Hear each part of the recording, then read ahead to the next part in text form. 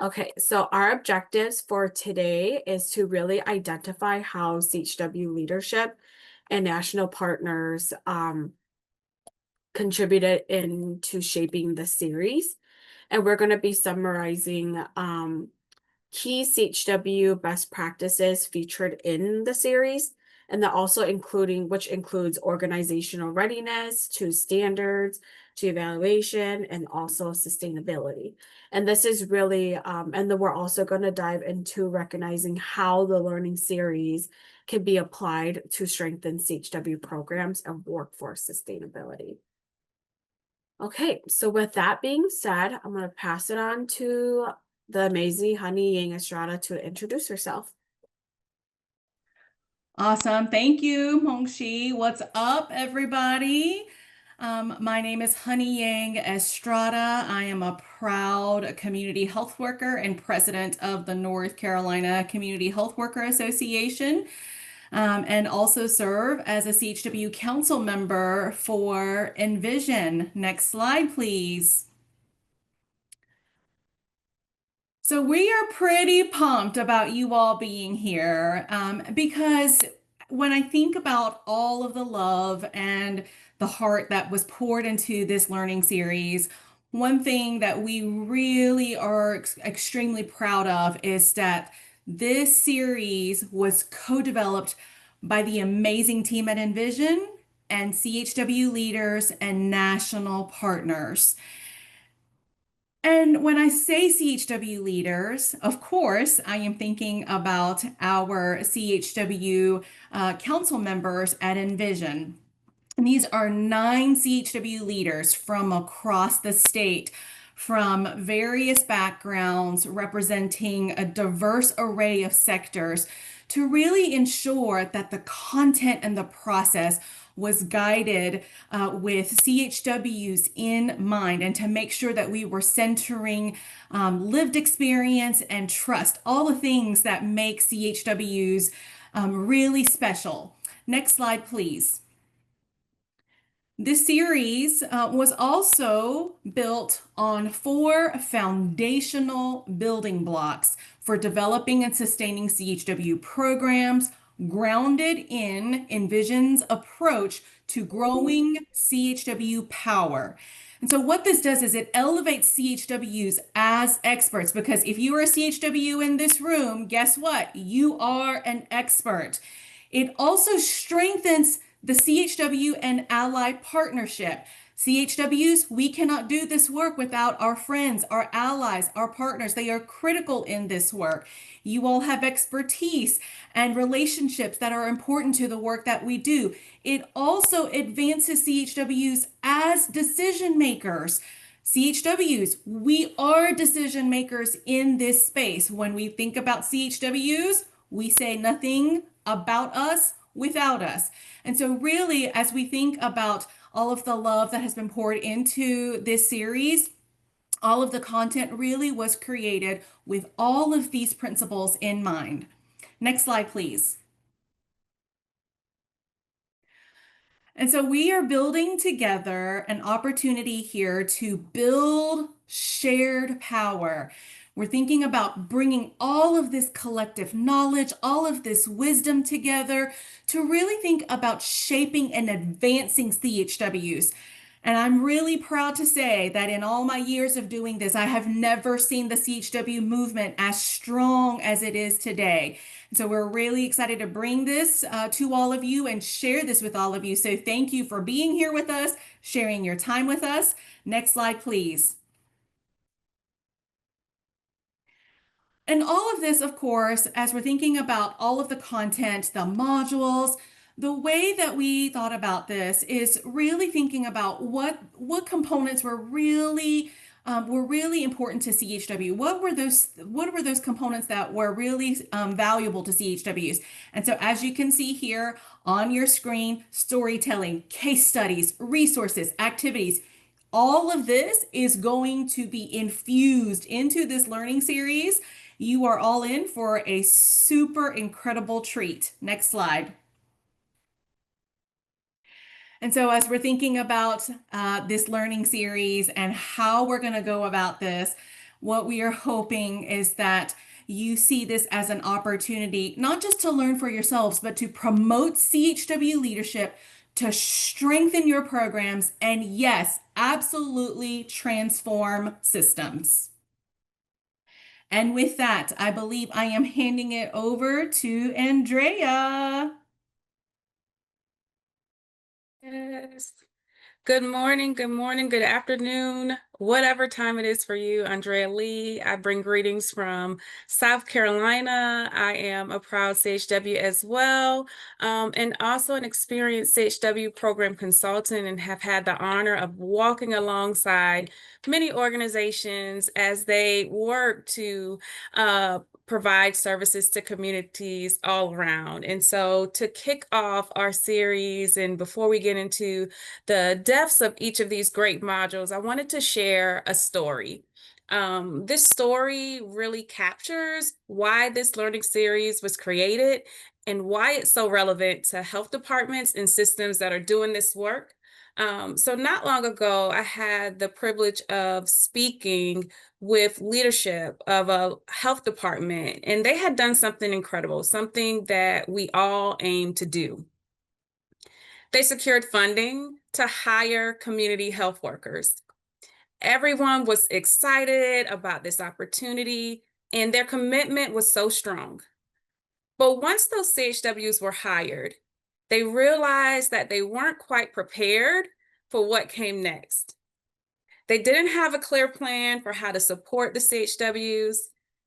They didn't have a clear thought process of how CHWs would fit within their existing divisions, or even how leadership across programs would coordinate. And that's from maternal and child health to chronic care, just not a clear plan. Next slide. So through many intentional conversations with the CHWs and leadership, they realized that in their planning, there was a gap. They didn't have a dedicated manager or CHW supervisor to really guide their work, to advocate for the CHWs, to support the health department with building its structure, and even helping the leadership to connect their programs. Now they're actually midway through their funding cycle, and they're rethinking how to fully integrate CHWs into their overall operations, and even thinking about sustaining this beyond just being a grant-funded initiative. Next slide. So our organization has partnered with this health department since 2019, supporting their efforts with many of the things you'll hear about in the learning series: the importance of training, technical assistance, and planning, making sure that you're ready. Their journey continues to inform how we support health departments across the country. But the story more so reminds us that funding can start a program, but readiness and alignment sustain it. And that's why this learning series focuses on all of these key areas, from all the way from organizational readiness to sustainability. So I hope you all sit tight. It's an exciting opportunity to share this work with you all, and I will hand it back as we dive deep into the learning series. Awesome. Thanks so much, Andrea. Hello, everyone. I'm Leslie Wolf. I am a proud CHW ally and a community organizer by trade and by heart. And I'm Envision's Director of Programs. And I am coming to you from Wisconsin. I sit in Madison, Wisconsin. So, if we want to go to next slide, please. So now we're actually going to talk about the learning series. And first, I just want to acknowledge, right, what Andrea was saying, that, stories like this, what she just described, they're not unique, right? We've seen them play out in so many places across the country. And health departments and other employers may be really deeply committed to supporting CHWs. But as Andrea noted, right, it's not just about getting that funding or even just about hiring CHWs. It's about building the systems, the supervision and support that makes those roles successful long term. And so that's really at the heart of why this learning series was created. And it's meant to meet that exact need. So we are offering it on our website. It is a free 4-part video-based series presented by 4 teams. If you want to advance the slide, please. And those teams, so the Envision Learning Series was created in collaboration with the Center for Community Health Alignment, and you'll hear folks call them CCHA, the National Council on CHW Core Consensus Standards, or the C3 Council, the Community Health Worker Center for Research and Evaluation, or CHW-CRE, and also Envision. And as you heard from Honey, content was reviewed by all partners and Envision's amazing CHW Council to ensure alignment with national CHW workforce priorities. All right, we'll do one more slide here. Thank you. So each module addresses a really necessary component of strong, sustainable CHW programs.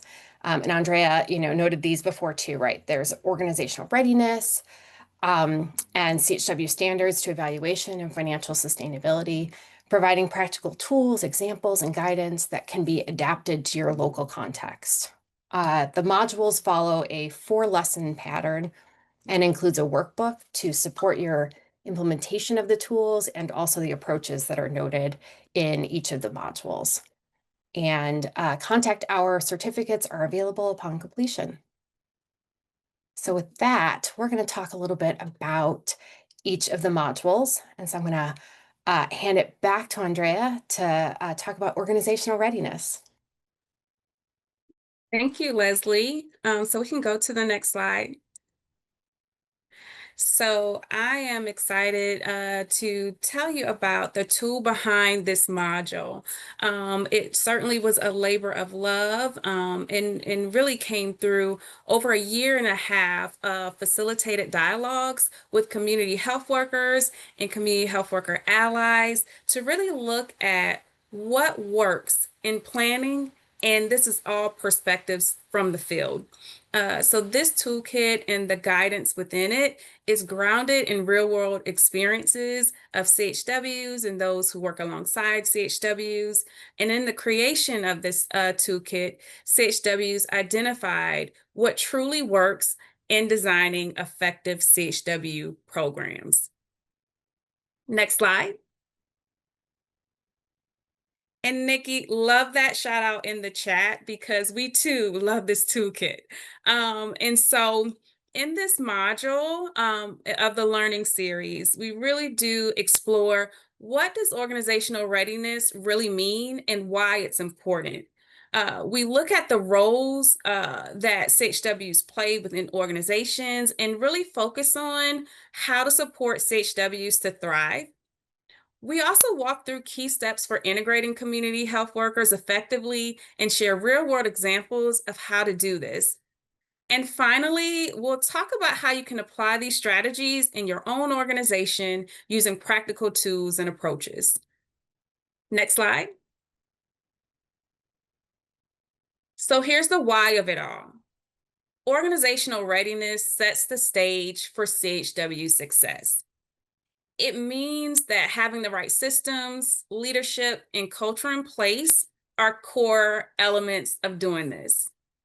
And we know that when organizations are ready, CHWs are primed to create those bridges to healthcare and community needs more effectively. So this goes beyond the CHW and looking at the system as a whole to ensure that there's a strong structure and leadership buy-in to support sustainability and long-term program impact. And so that is what you can expect to really get some in practice from the field guidance on things to consider when starting your program. And with that, I'll hand it back so we can learn more about Module 2. Thank you, Andrea. I know I forgot to introduce myself when I facilitated the beginning in the intro. Usually I don't, but for folks that don't know who I am, hello, my name is Mengshi Kang. I am a community health worker as well. I am the CHW Outreach and Training Coordinator at the University of Wisconsin Population Health Institute. Unfortunately, our friends over at C3 couldn't join us. If we could go to the next slide, please. So I will be representing them on behalf of who C3 is. So the National C3 Council, CHW Standards, was the second module. So the second module really highlights the core consensus standards. Next slide, please. So in Module 2, the National C3 Council, which was previously known as the Core Consensus Project, or C3 project, and they really highlighted some of the pieces in this booklet to really discuss how the use of the C3, the CHW core roles in community alignment, competency alignment, and action planning workbook could really aligned programs with the roles of what CHWs are doing in the standards.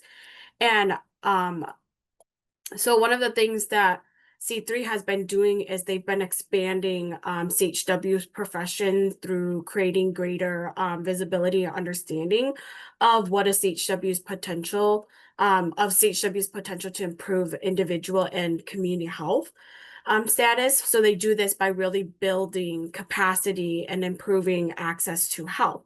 So through CHW and CHW allied leadership, C3 really it built engagement throughout the United States to really get a list of recommended core competencies, so which are the qualities and the skills of the CHW to really help frame, and the role of what a CHW does to really help frame the scope of work, the scope of practice. So this way that could really help influence the training and capacity building and interventions and policy that revolve around CHW workforce. So this is really where it comes from, and it stems from when it comes to understanding the roles of what CHW standards are. So if we could go to the next slide, please.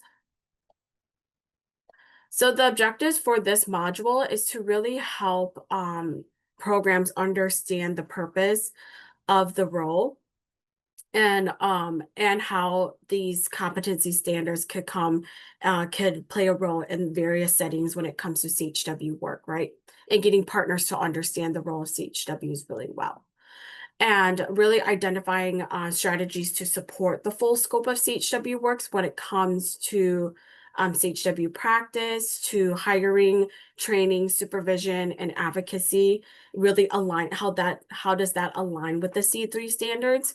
And so there's also an example that comes from some of our colleagues in Arizona to kind of highlight how C3 has played a pivotal role in their work as well too. And they're really also trying to understand how you could apply these tools to strengthen the CHW workforce in your area. Okay, next slide, please. So why is this important? This is really here to provide a shared foundation of defining and recognizing CHW work across a diverse settings such as whether that's within community to clinical to other traditional systems such as public health as well and academia. And this also strengthens CHW program design and implementation by guiding hiring, training, supervision, and evaluation practice that really reflects the full scope of CHW work. And then last but not least, this also protects CHW identity and integrity by ensuring that programs remain rooted in CHW defined roles, skills, and competency.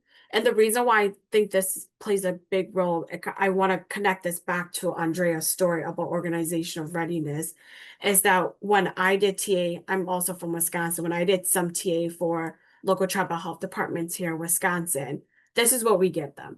Hey, you wanna see if your organization is even ready to implement a program? Okay, we have resources from CCHA, which we reference CCHA as well too. And then second of all, are you struggling to even write a job application or to see or to understand how the role could be implemented in your organization? Look at the C3 standards. These are some of the key points, starting points for programs to really get a better understanding of how to implement CHWs. And these are some of the starting steps and resources that we've been giving to a lot of folks. Because unfortunately, like Andrea said, her story, we do have CHWs being implemented and hired, but unfortunately, they don't even know what C3 is. So there's a lot of backtracking that happens. So this is really to provide you the guidance of, hey, you know what, before I even begin, what are some of the key steps that I should take? Okay, so with that being said, I'm going to pass it on to Penny to talk about evaluation. Thanks, Wangshi. So I'm Penny Jewell, and I'm a community health worker in Southwest Michigan. And I am also a leadership team member of the Community Health Worker Center for Research and Evaluation. And so if we could go ahead to the next slide. And one more. So I'm going to talk more about our tool in a couple more slides here, but our tool is called Creating a New Table, the best practices for CHW research and evaluation. And sounds just like it is. We needed to create a new table, not just try to find a voice at a table. We created a new table. So let's go to the next slide and talk about the objectives in our slide, our module. So our module, it introduces people to the CHW Center for Research and Evaluation and how it supports CHWs to lead and participate in evaluation and research about our own profession. So we use a popular education approach, and we help participants explore our tool. And then with that, you know, we have these real examples, right? Real examples from community health workers and longtime allies that are applying these best practices. We share stories and lessons.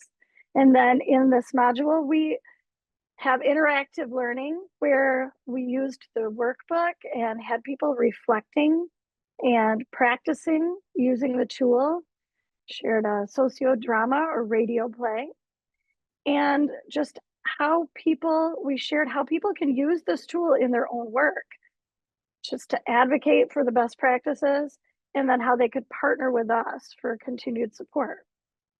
So let's go to the next slide, the why of it. So, right, like the story Andrea shared, it really connects to why this tool was created. You know, in many programs, community health workers, they're involved in research and evaluation, but they're not leading those efforts. Just like Mangshi shared about the core roles, research and evaluation, participating in this is one of the 10 core roles for community health workers. But so often, they're recruiting participants, they are collecting data, you know, they're doing those things, but they're not shaping the questions, they're not interpreting the results. So that's going to limit how meaningful just those findings are, right? And what they mean for the people doing the work. So we know that evaluations are stronger, they're more valid and more useful when they're done with the people that are doing the work every day. And in CHW programs, who is that? That's the CHWs themselves. So the challenge is there wasn't really a clear roadmap for how to make that kind of partnership happen. So that's what led us to create and develop the best practices for research and evaluation tool. So again, this is ensuring that it is by CHWs, about CHWs, for CHWs. So like the health department and Andrea's story, again, many organizations, they realize they need stronger systems to support CHWs. That's going to include the evaluation practices that fit with how CHWs work. So this tool is going to help teams build that readiness. It's going to give leadership, evaluators, CHWs a shared language and expectations. So it helps move the programs from just good intentions to sustainable, equitable systems where CHWs have a meaningful role at every stage. So I just want to take a quick second with this last slide. So we're going to just look at this, the 4 stages of our tool. It's just, this is the process map that you're going to see on the screen. And it just lays out those 4 stages of meaningful CHW engagement, all the way from building the team to sharing the results. And each stage is going to reinforce that shared power, transparency, and co-learning. So it's a practical roadmap. It's going to help CHWs advocate for stronger roles, and it'll help the organizations move toward readiness and sustainability. So with that, I'm going to, I believe, pass it over to Leslie to talk about the 4th module. Yeah, thanks, Penny. All right, we're going to talk about the 4th module, which is on CHW Financial Sustainability. If you want to advance the slide one. All right, so the CHW Financial Sustainability Planning Toolkit, or we refer to it frequently as FST because the other is a mouthful. So the FST was created by Envision in collaboration with national experts. I think there are over 30 contributors at this point, folks across the nation, CHWs and allies. And this was really to develop a comprehensive resource designed to support CHWs and CHW allies achieve financial sustainability. And that really came out of a strong desire, a strong call from CHWs and allies from across the nation who were facing really a funding cliff, and noting that this was felt across the workforce. And so this was developed as a collaborative approach to support everyone experiencing the same thing, so that hopefully we can get ourselves to a place where we don't have to collectively experience that in the future. So it really addresses the complex challenges of CHW workforce sustainability, and really like the ones Andrea was elevating, where you have the short-term grant, but don't have the long-term solution to fund the work. And it emphasizes the importance of relationship and relationship building as key strategies for advancing those financial sustainability goals.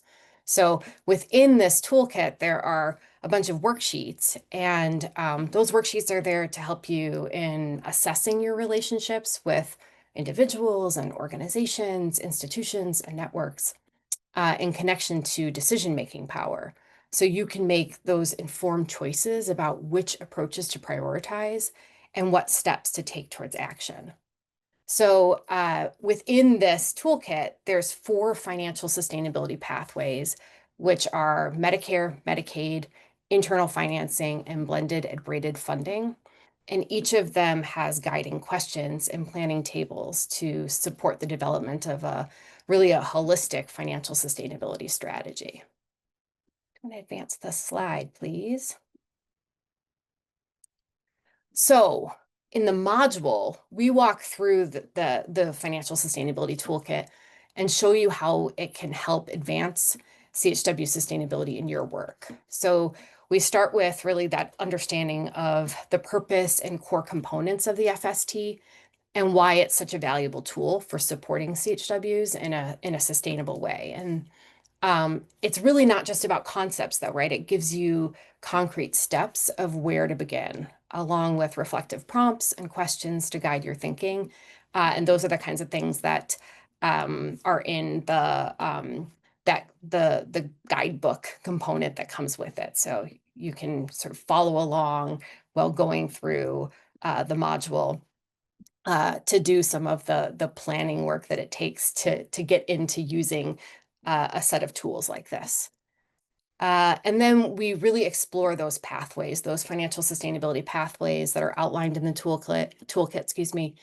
So Medicare, Medicaid, organizational financing, and braided and blended funding. And then we briefly compare them just to kind of understand the difference of them. And across all of it, though, really what we're doing is highlighting a key idea that strong relationships are at the center of every approach. So no matter which path a community takes, you actually already have a starting place. You have what you need to get started because we all have relationships and we all have relationship building abilities and capacities to work from. You'll also see like a real world example of a community that uses the FST along with Envision's technical assistance, kind of showing how the tools really work best in conjunction with technical assistance, and learning how that community uses the toolkit to develop and advance their financial sustainability strategies, really offering practical insights you can apply in your own context. So again, coming back to how are you going to use it? How are you going to get started? And then we walk through how to navigate the toolkit from worksheets to planning tools, so then you can actively use it to advance your sustainability goals. And finally, we point to additional resources and supports that complement the FST. So the Financial Sustainability Toolkit is not the only set of resources for sustainability. And we have a ton of other resources that we highlight and promote on Envision's website. And we have actually a sustainability landing page that specifically calls attention to a few of those resources at envisionchws.org. I'm going to go one more slide there. So the why of it. At Envision, we emphasize two foundational strategies for sustaining the CHW workforce. We talk about building relationships and aligning local and national efforts. And these strategies build on what makes CHW work so powerful: the relationships, the trust, and advocacy that CHWs practice every day, and pair it with organizing principles to grow CHW power and leadership. So the Financial Sustainability Toolkit really reflects this approach. It integrates sustainability from the very beginning, right? Much like what Andrea was talking about needing to do, so that it's not these one-offs. And that way, financial planning isn't an afterthought, but a core part of program design.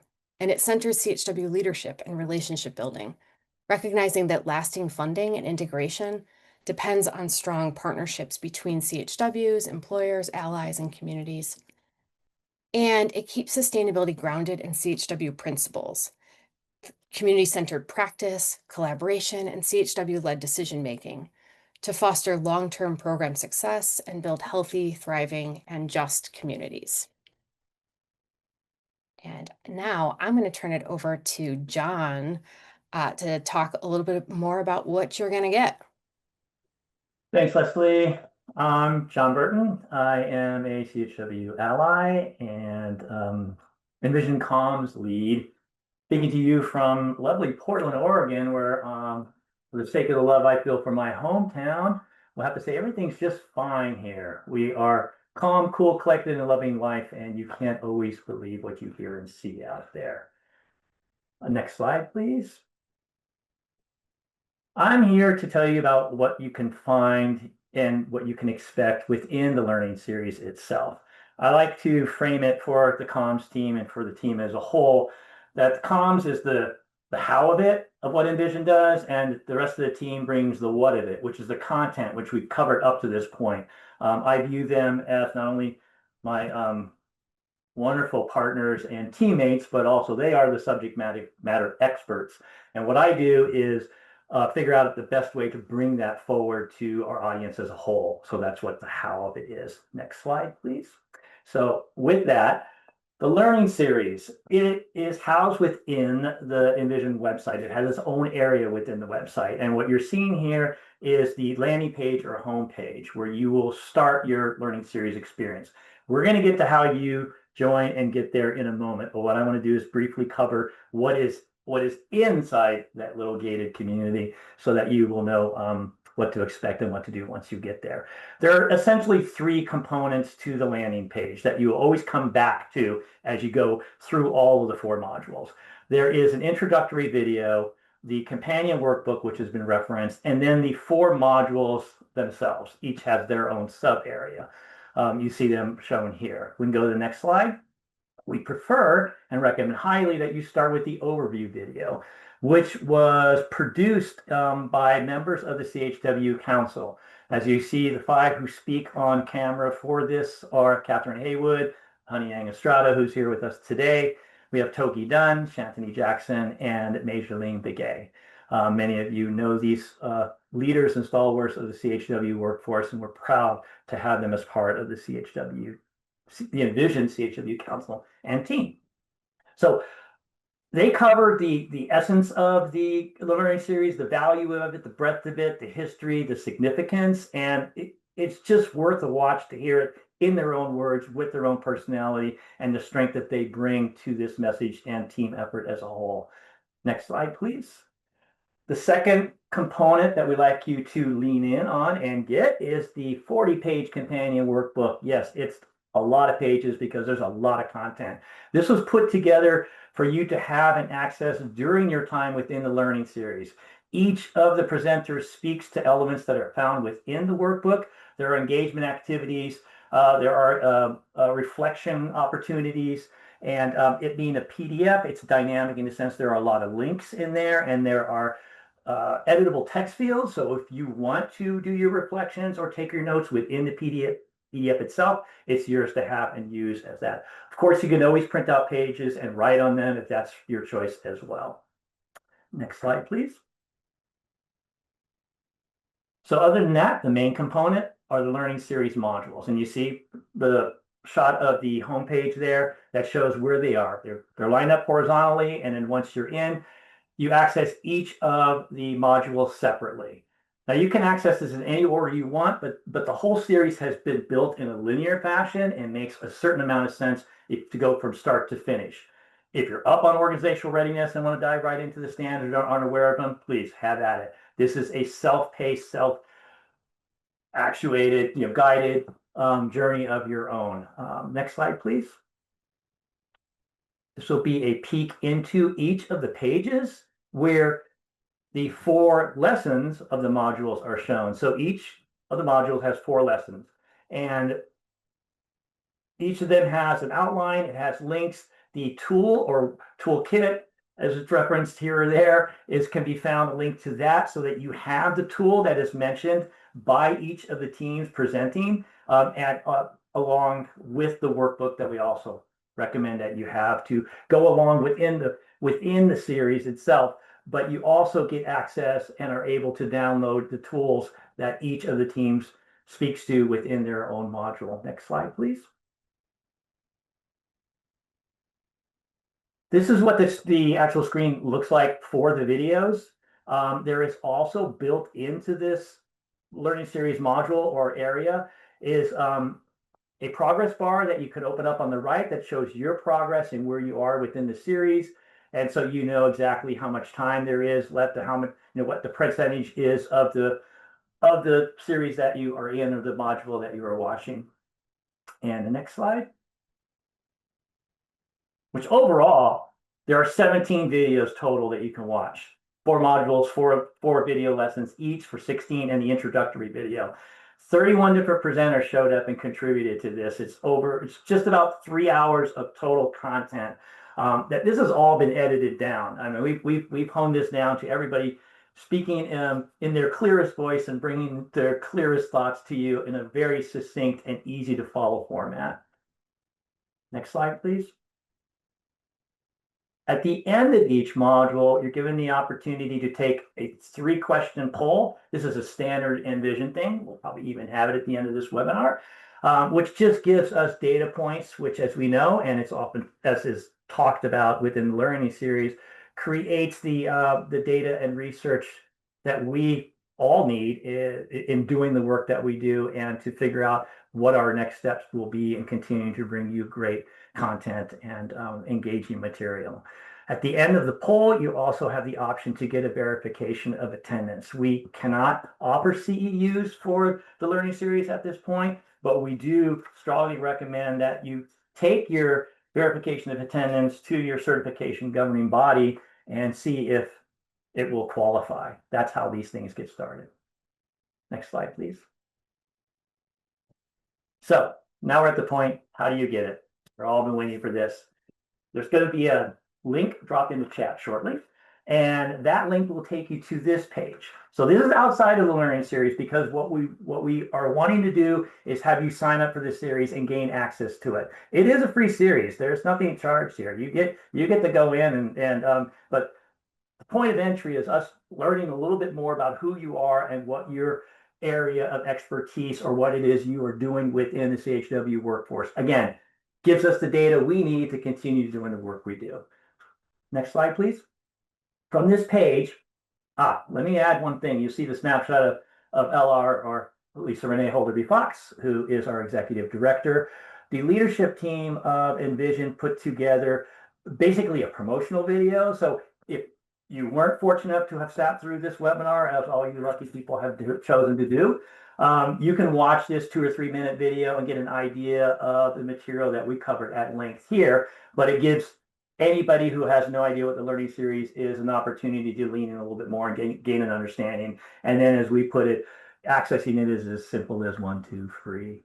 Yes, it's a pun, but it's meant to be that way, and it's very easy to get in. You first answer a few questions about your role within the CHW workforce, what type of organization you're a part of, what your role is within that organization. And then you have to create a login for the learning series, which is just, again, providing a name and an email address. But once you've logged in and once you've gained entry, you don't have to log back in. You could just come back, go to the home page, and pick up where you left off. Next slide, please. And once you're in, you have access to all that. 17 videos, 3 hours of content, the 40-page workbook, all of these engaging materials and content that we have worked so diligently on putting together for you. And we'll go to the final slide. Which leads us to, with my closing, to say, how did we do it? This was all done via Zoom. This was an amazing collaborative effort, I have to say, that started from the initial meeting at an on-site that we had earlier this year in January. And the teams came together and production started in April. And we held Zoom meetings to organize it and figure out what we're going to do. And then we set up recordings with each of the teams, recorded via Zoom, 31 individuals recorded. We had 10 full hours of Zoom content, 400 hours of production went into this to edit it down to the 3 hours of final video content that you have access to, a 25-page micro website, and the 40-page workbook. And here it is for you today. Link will go in the chat and you can gain access to it.